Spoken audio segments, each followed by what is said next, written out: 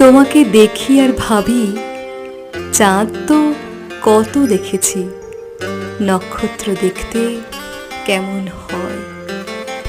সূর্যের দিকে এক ঘুরে তাকিয়ে থাকার কিছুক্ষণ পর হঠাৎ চারপাশে চোখ ফেরালে যেমন সব কিছু ঝাপসা লাগে, তোমার দিকে তাকানোর পর বাকিরা তেমনই অস্পষ্ট লাগে।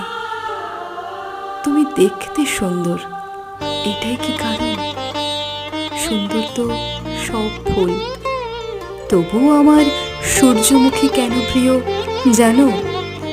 মিষ্টি তো অনেক ফল, তবুও আমার আম কেন পছন্দ জানো?